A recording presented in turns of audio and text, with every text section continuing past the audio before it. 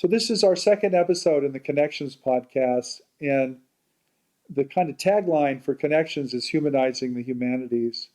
And the goal here is to definitely talk about your career and your work, but also how that work has created ripples or waves into the public.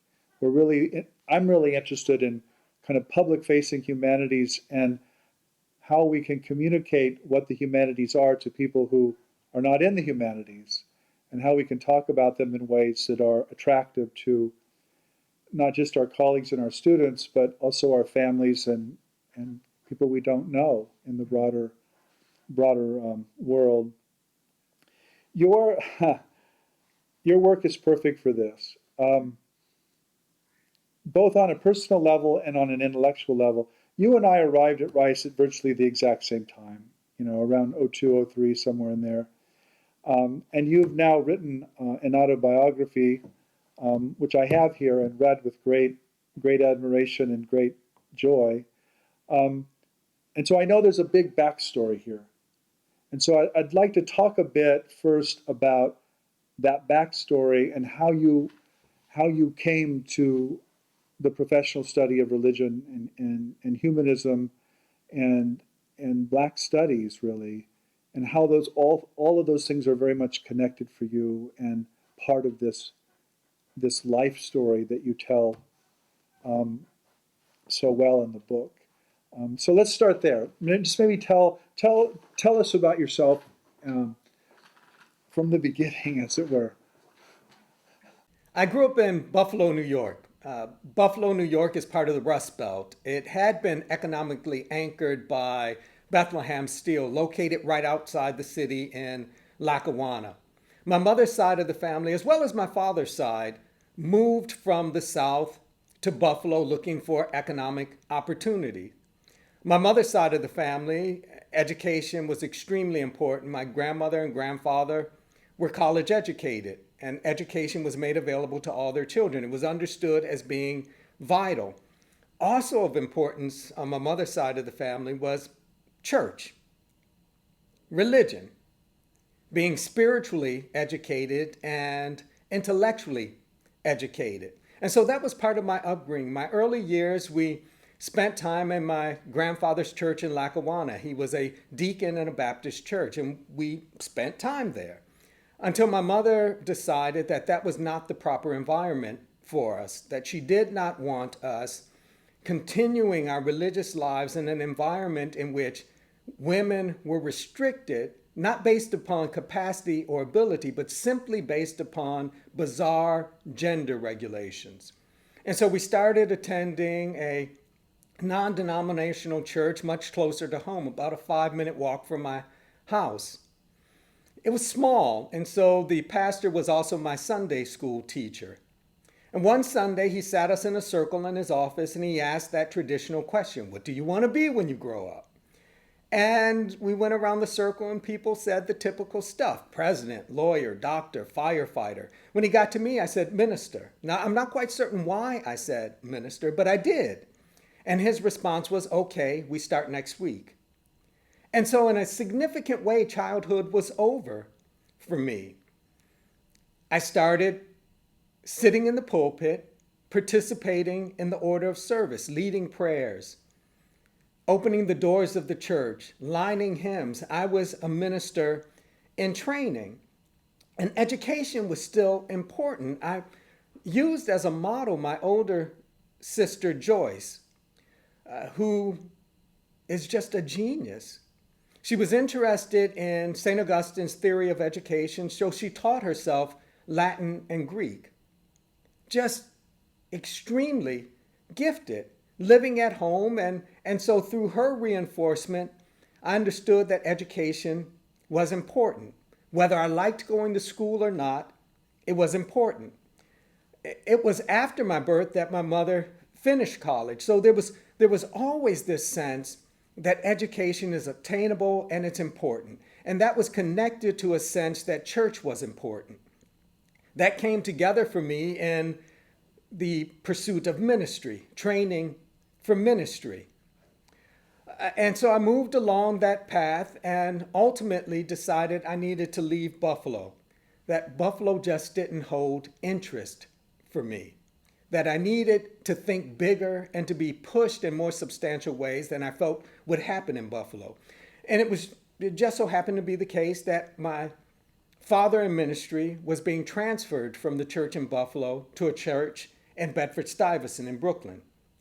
I'd gotten into Columbia, and so it was clear to me this was the move. I understood at that point this was the leading of the Lord, Jeff, that the Lord wanted me in New York. I was going to transform the city for the Lord, right? I was attending a rather conservative Southern Baptist high school. It was a feeder program for institutions like Bob Jones University or Liberty, right? Enough said on what this school was about. And so I went with this understanding. I get to Columbia, I'm training for ministry, I'm trying to grow intellectually, but that high school had warped my critical thinking skills. So I got to college and had to relearn how to learn. And so I'm relearning how to learn, moving along this intellectual path, and also trying to learn ministry.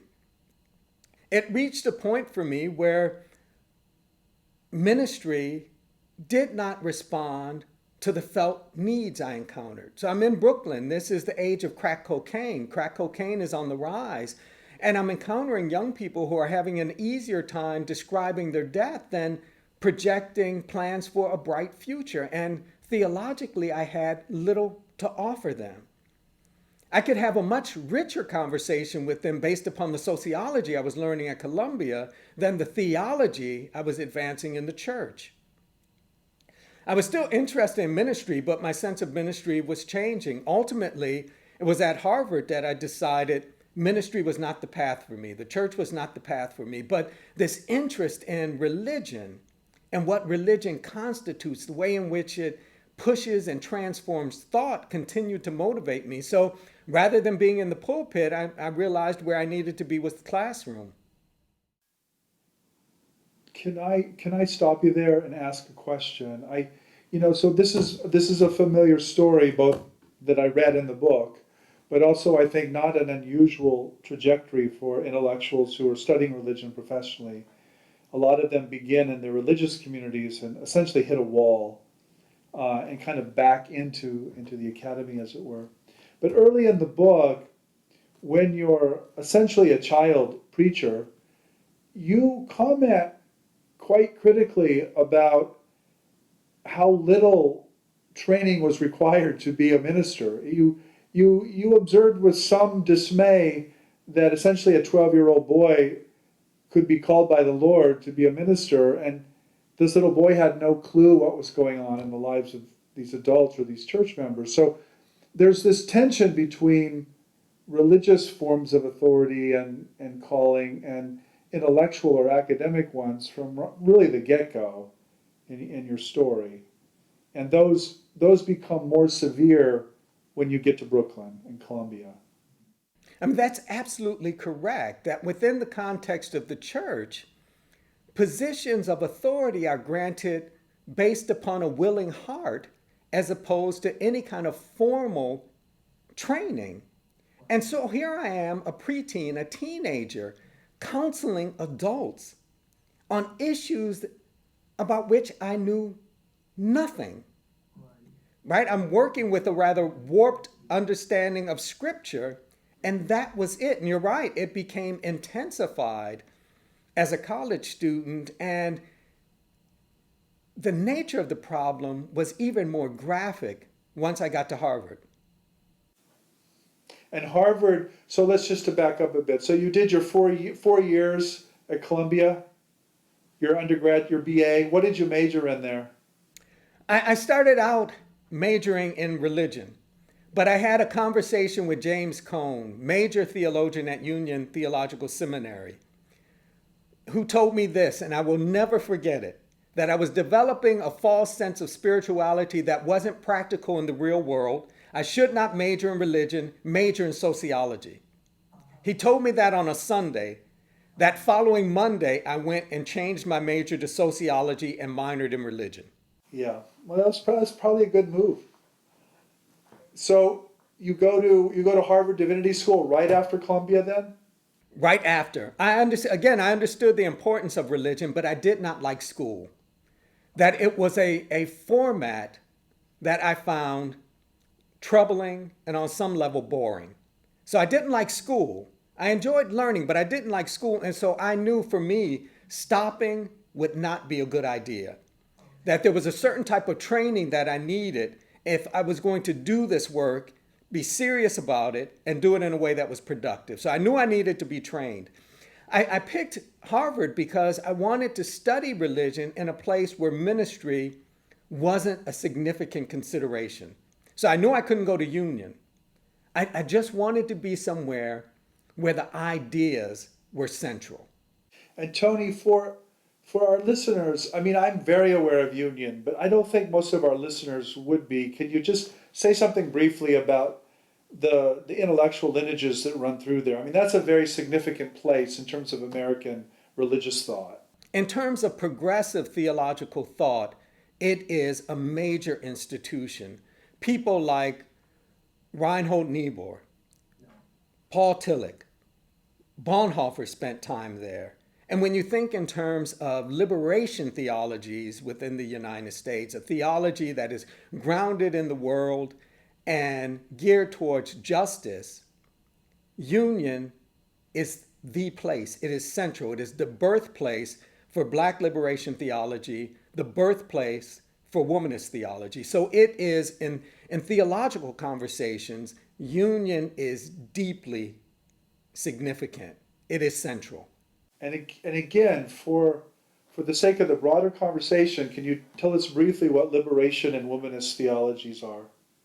Well, Black liberation theology argues that the function of the gospel is the transformation of society. And so it, it, it, it takes earlier formulations of Christianity towards the world and introduces a conversation concerning race. And so liberation theology, Black liberation theology, is concerned with using the gospel of Christ to end anti-Black racism.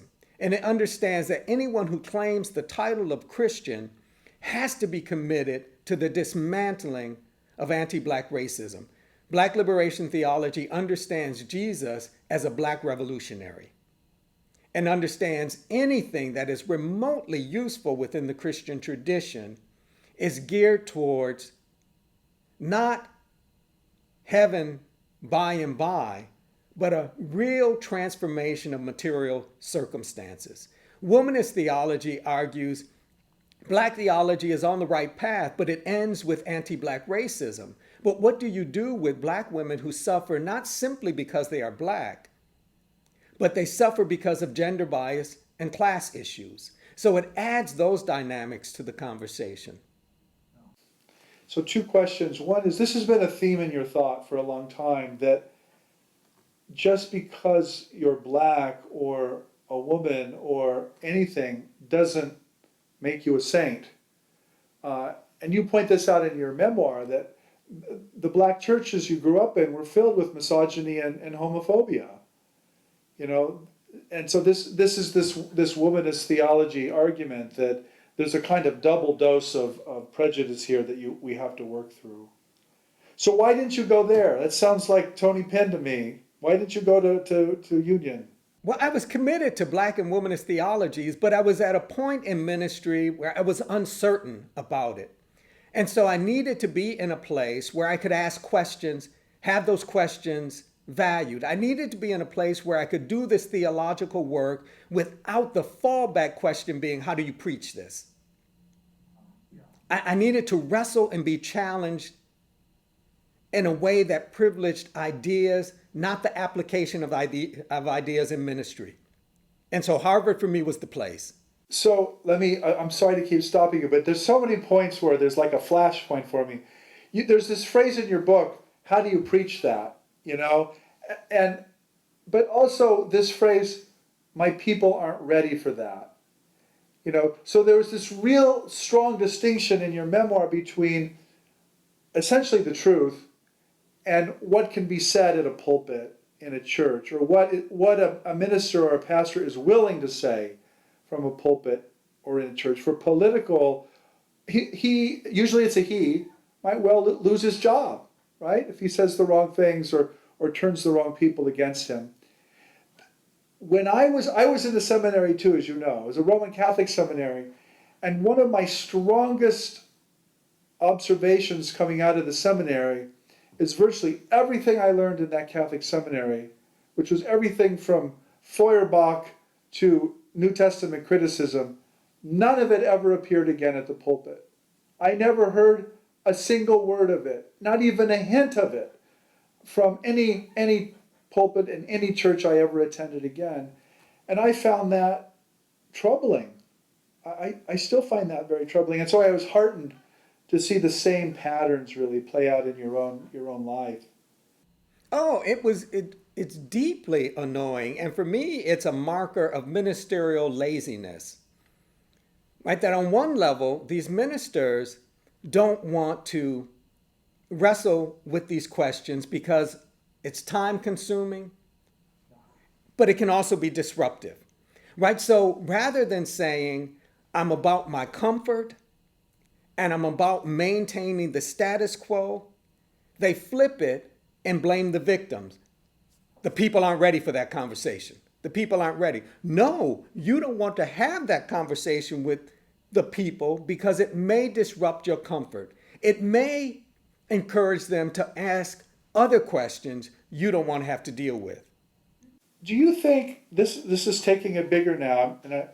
And I think this is what the conversation's about. Do you think we do that as well as intellectuals in the humanities? Do we sort of fall back onto really technical language and keep things in the classroom?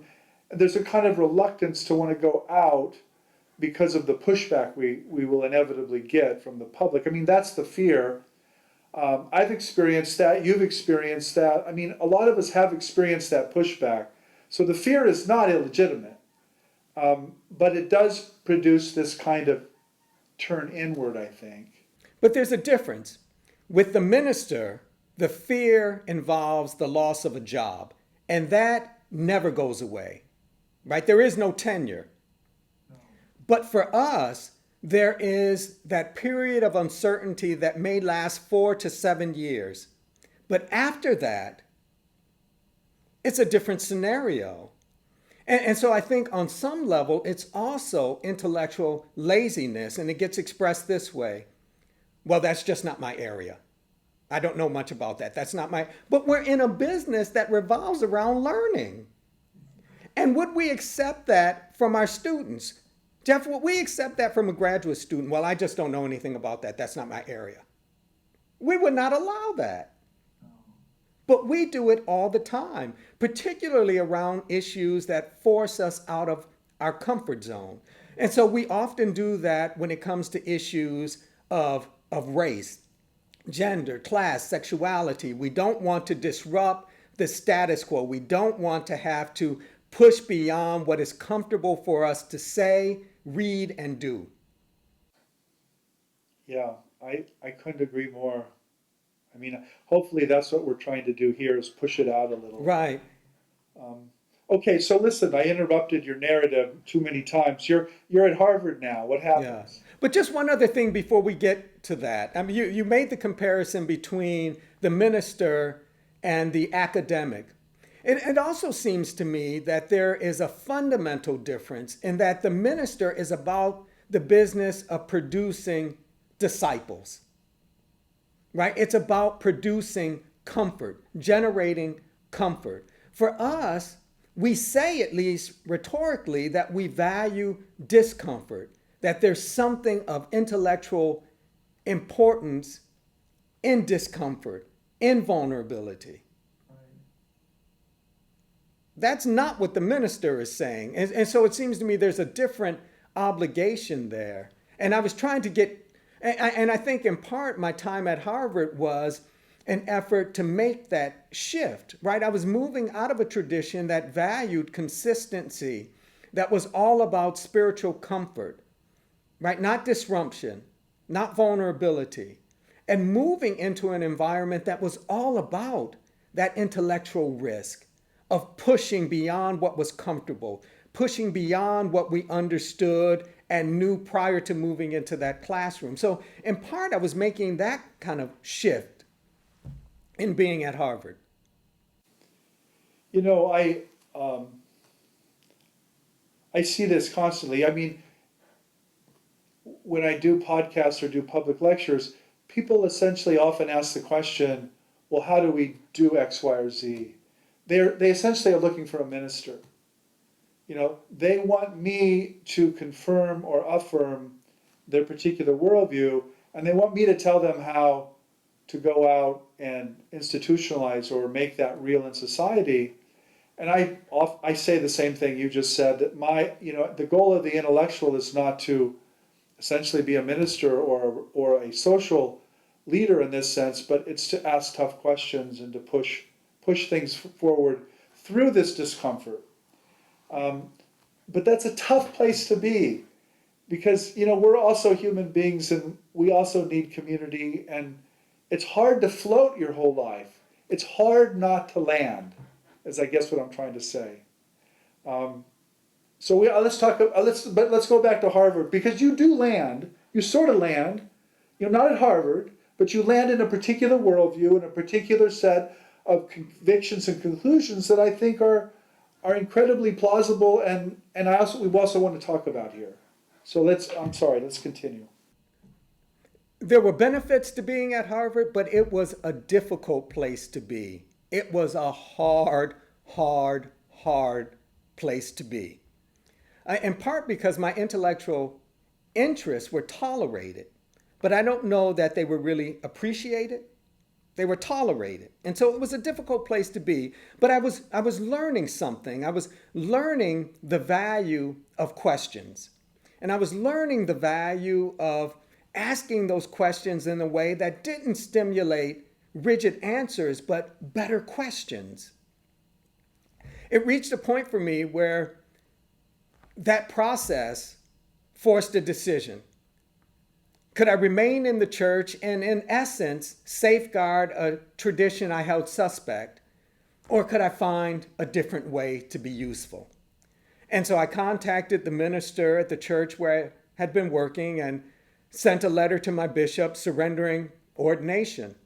And what became vital for me was the ability to wrestle with these religious issues, these theological issues within the context of the classroom. So the academy was where I was headed. And you're right, I did eventually land in community. At that point, I knew what I wasn't. I wasn't a Christian. I wasn't a theist. But it would take some time to be able to define myself in positive terms. And ultimately, that community that I settled into was the kind of rather large and vague, kind of nebulous community of humanists.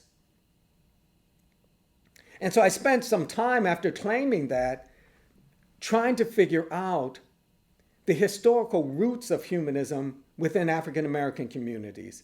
Because so many of the humanists I met were white, who assumed that this was a European thing that people of African descent were just now getting a hold of, right? That they were lending us something. I could not believe that. So I spent a good amount of time as an intellectual trying to clear out space for a conversation concerning humanism within African American religious studies. We, a few years ago, you and I taught a course on humanism and atheism together, and I shared with the class that in my own upbringing in Nebraska, there were these things known as Czech cemeteries. Do you remember this story? No. Yeah, so my father's family were Czech, and perhaps even gypsies way back there. But the phrase Czech cemetery in the 1800s was code for a free-thinking cemetery. And the free thinkers were, of course, what the 19th century called humanists or atheists. And the reason they needed their own cemetery is the church wouldn't bury them. And so they had to create these cemeteries. This is in the plains in the Midwest. There's almost nothing there. And here you have these cemeteries really dedicated to people who didn't fit in even then. And they're just kind of erased from history. You'd never know that, but there they are. And you've done a lot of that work in the African American community, that this is much more vibrant than people realize or understand. Yeah, definitely. And the point of entry for me was the issue of theodicy. That created the intellectual space to talk in terms of this humanist alternative. And so I spent the first 10 or 12 years of my academic career trying to reconfigure African American religious studies in a way that allowed for a much more robust conversation concerning more than the church. And so, Tony, again, you're going to have to define theodicy for the conversation, because this is a big one for you. This notion of redemptive suffering is something you came to fundamentally reject, and you saw as really, really problematic. And so I think it's really important to understand that pivot. And so the way I formulated this theodicy issue is this way. Theodicy is roughly the question, what can you say about God in light of human suffering in the world? And so I kind of investigated the ways in which Black theistic organizations responded to this issue of theodicy over against their claims with respect to activism and social justice struggle. And by and large, Black theists have argued some form of redemptive suffering. That is to say, that in some way, shape, or form, their suffering is beneficial. It can be a matter of pedagogy. God is using this to teach us a valuable lesson. It can be deserved punishment. We have strayed away and God is correcting us. Or it can be a matter of mystery that still orientates us towards the good. Or atonement. I mean, you're talking about the core of Christian theology. That there's something about blood and the death of a God-man that literally saves one from one's sins. I mean, this belief is at the core of the Christian tradition. Yeah. And so undergirding this for me was a central preoccupation. How does a community move through the world in productive ways? How does a community move through a world that despises them? Right? How does a community move through a death-dealing world? And so this theodicy issue for me ended theistic options, right? That they did not provide a strategy that was sustainable and that was justice-minded. It undercut the critique of racism. But I saw within humanist thinking an alternative that was productive. And so I spent some time just kind of trying to map that out, trying to provide a cartography of Black humanism over the years. And so that really accounts for the first 10 or 12 years of my career. But more recently, I've been concerned with not the descriptive project, but how you theorize. Can you say more about that? And I want to move us pretty quickly into the founding of the Center for African and African American Studies. And I also just want to observe, not only, one of the things that I've so admired about your work over the years is the way you've insisted on studying Black religion as much, much more diverse than just the Black churches. You've really pushed those boundaries out towards all kinds of other traditions.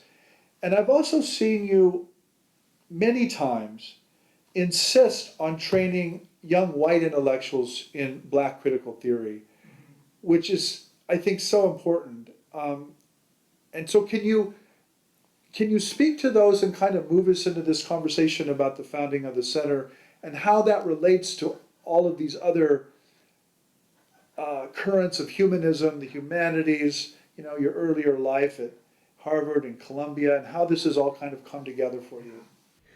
So this descriptive work prompted the need for more theoretical considerations. My move to Rice shifted my conversation partners, kind of provided resource for more theoretical work, right? That involved my colleagues in the department, but also the opportunity to train graduate students, right? And so there was for me this shift towards theorizing Black religion. What do we mean when we say Black humanity? What do we mean when we say liberation? What do we mean, right? To wrestle with these sorts of issues.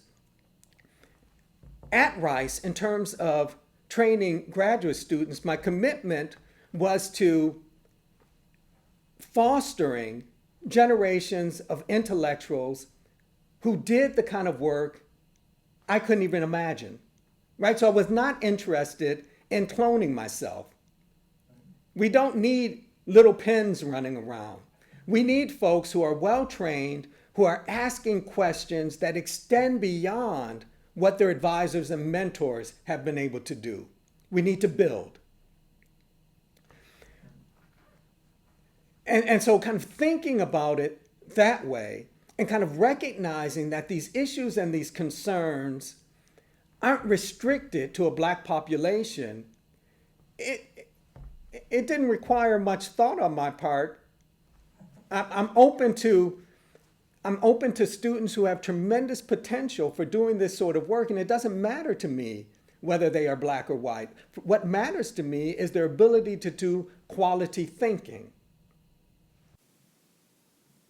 Yeah, but it's still remarkable in the context of the larger academy. I mean, a lot of fields have this challenge.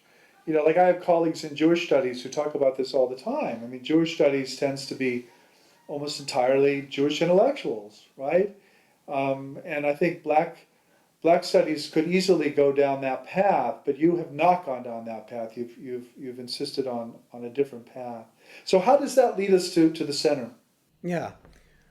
Well, just in terms of African American religious studies, there have been really important scholars, white scholars, contributing to this area. So there's always been this sense that it's more than just the Black folks, right? And so it was a question of how do you train white scholars in this area in a way that allows them to recognize their social placement and still do quality work. What it becomes important to recognize is that at Rice, really interesting work related to Black studies or African American studies has been happening for some time, but we've not had a way to centralize those conversations.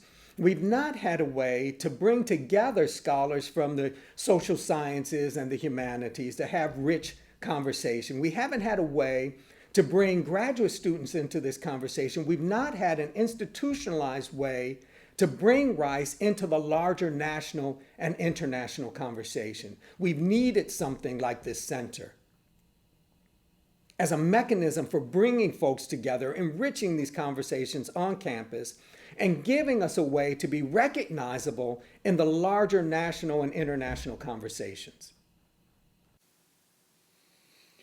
So where do you see that going, Tony? I mean, you've of course just set out a kind of oral charter there, but do you think there are next steps or places we can go now with that new center? I mean, there's about 15, 20 faculty in it.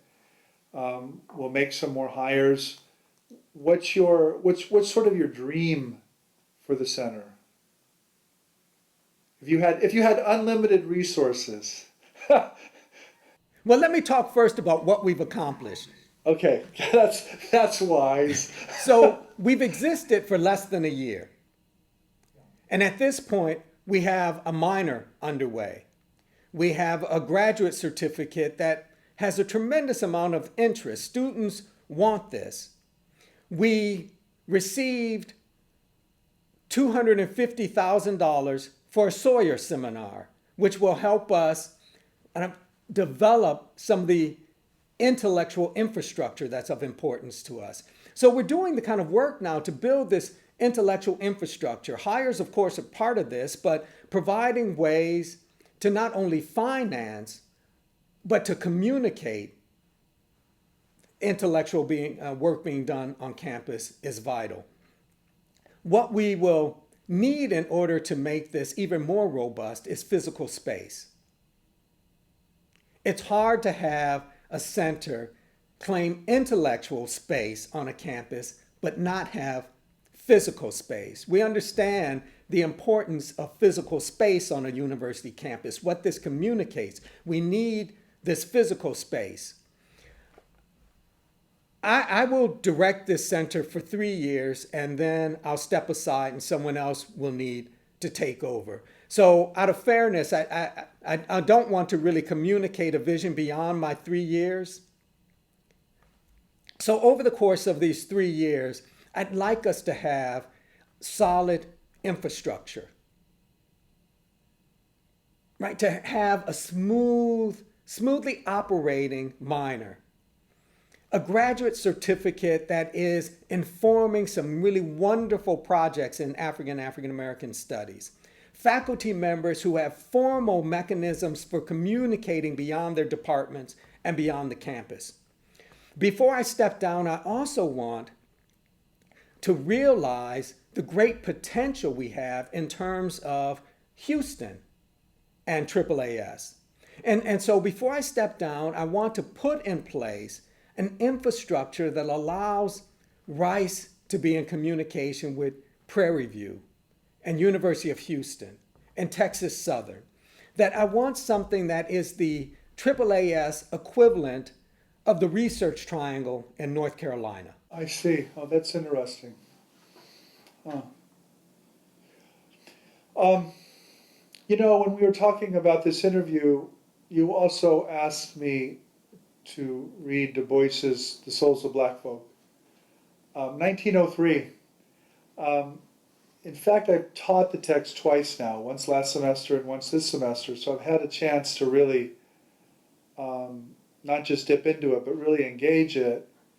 And I've been struck by how a lot of your work is attempting to answer questions and concerns Du Bois had over 117 years ago now that have not really been answered. And his insistence that these are not simple questions, and they are not going to be answered by simple binary answers. And he himself was a sociologist. Do you see yourself in this sort of lineage, this American intellectual lineage that I wouldn't say it begins with Du Bois, I'm sure nobody would say that, but it certainly in some ways goes back to him, Can you speak to him and how you see your own life playing out in ways that are and are not faithful to what he was trying to do in The Souls of Black Folk? So I understand myself as a humanist. In terms of my theoretical inclinations and commitments, I think in terms of Black moralism.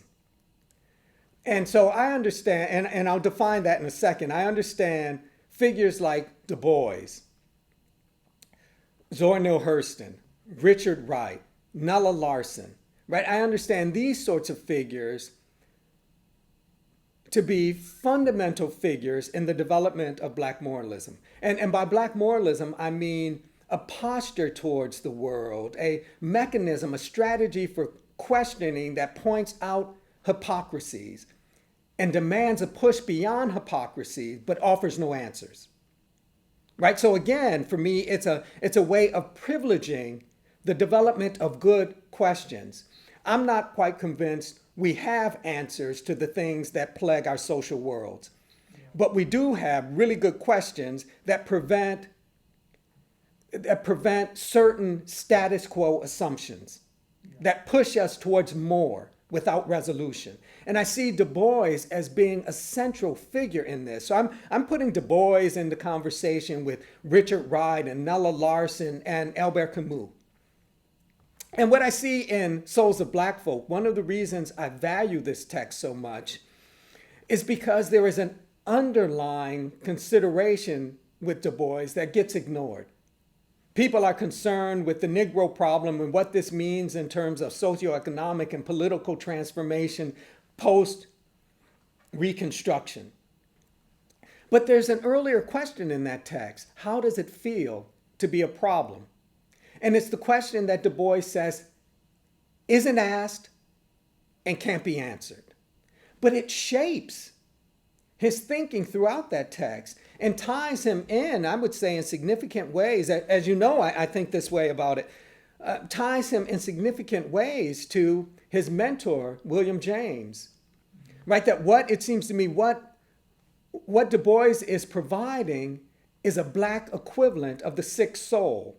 Right? This one who is preoccupied by the misery in the world and will not surrender that understanding, that views our movement through the world in light of that pain and misery. And so I see in this Black moralism, shaped in part by figures like Du Bois, a way of wrestling with the fundamental questions of our collective existence, and doing it in a way that privileges sustained questioning, good questions that prevent a settling into the status quo and an acceptance of white supremacy as the norm. Yeah, James's notion of the sick soul, just again to back up and kind of define things for people. I mean, that's a really interesting observation, Tony. He had this profound sense. There was the once born and there was the twice born, right? For him, the once born are essentially people who are generally happy with life and they're well adjusted, and there really isn't any existential problems to be seen or to be felt. The healthy minded. Yeah, the healthy minded. The sick soul, who might or may not become the twice born, is the person who is fundamentally does not fit in, is not adjusted to society, and suffers because of it. And his preferred category. What's that? His preferred category. Right, but it strikes me, and this I don't mean to be punchy or silly here, but this is where you sort of return to suffering as something positive. That the sick soul is not the happy person, is not the well-adjusted person. It's the person who sits outside the norm and is asking questions, and there are no answers, right? There's no resolution. The person isn't twice born ever. There's no salvation, right? At the end of the day, but there are these deeper and deeper questions. I don't want to push that too far, but it just strikes me there is a value there for a kind of suffering. I would resist that and say, rather than categorizing suffering as a positive, that the sick soul or the Black moralist understands suffering as being, right? Yeah. That it is there. Yeah. It is there. Yeah, fair enough. And so when it comes back to this question of how does a despised population move through a death-dealing world, I see in Black humanism and Black moralism a way of approaching that.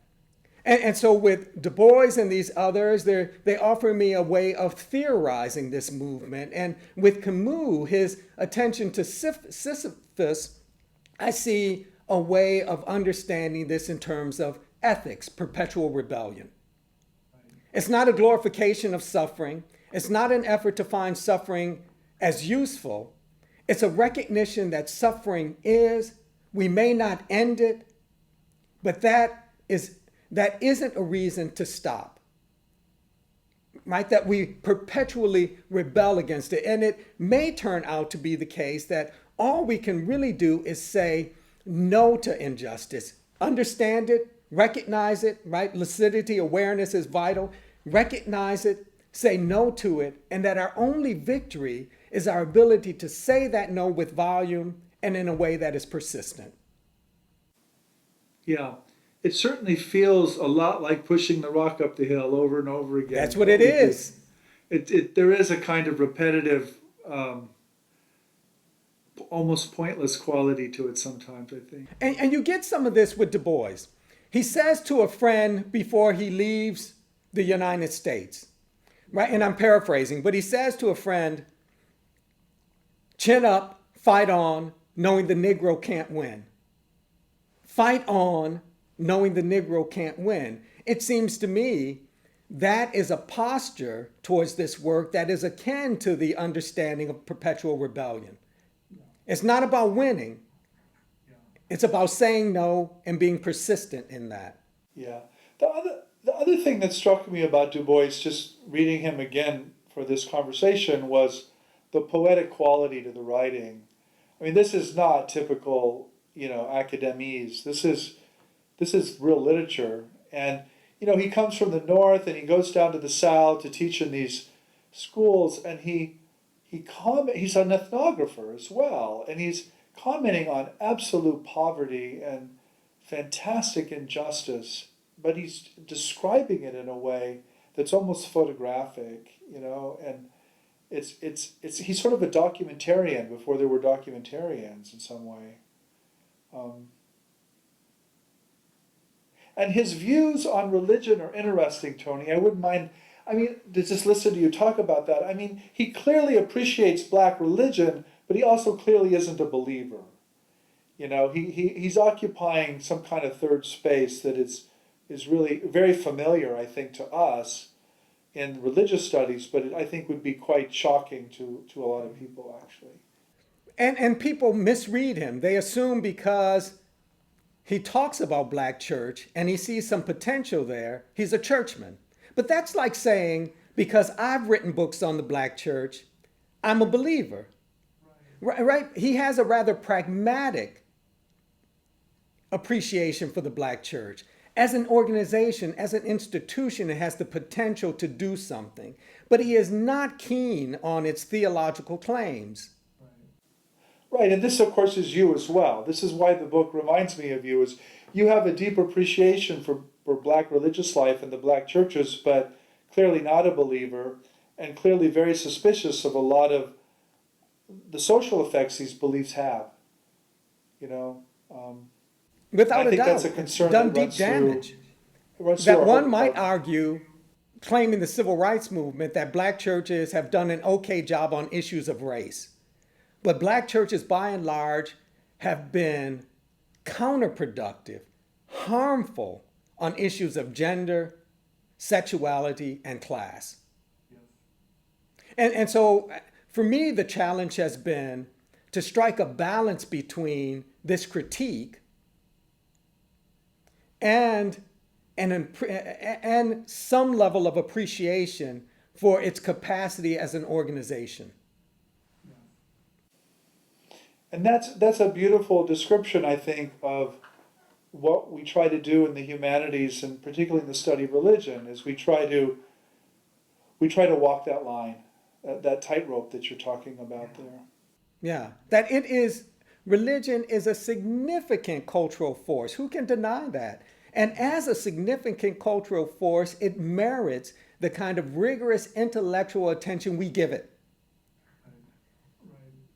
But that doesn't have to be followed by a hallelujah or an amen. No, not from me. I only have 5 stories, and so I'm half afraid I already told this one with Caleb, but I often tell my graduate students that they have no business becoming a scholar of religion until they've lost 2 worlds. And they look at me and like, what do you mean by that? And I say, well, if you've never lost any world, you still are of the opinion that the culture and religion you just accidentally were born in has all the answers. But if you've only lost that one world, you've probably jumped into another, and now you think it has all the answers. But when you've lost that second world, you will hesitate before you jump again. And I said, when that hesitation happens, you become a real intellectual. That's when you become a thinker, not before. And I don't know. I think you've lost 3 or 4 worlds. So At least. you're all about that hesitation, in my opinion. I think that's why I love your work. Well, listen, this has been great, and I think that's really a good place to stop. We're at the magical hour, as it were, and I just want to thank you for doing this. This has been a real treat for me. Oh, thanks for the invitation, Jeff. I've enjoyed the chat. Good. Well, we'll get it up online then. Excellent. Thank you. Thank you.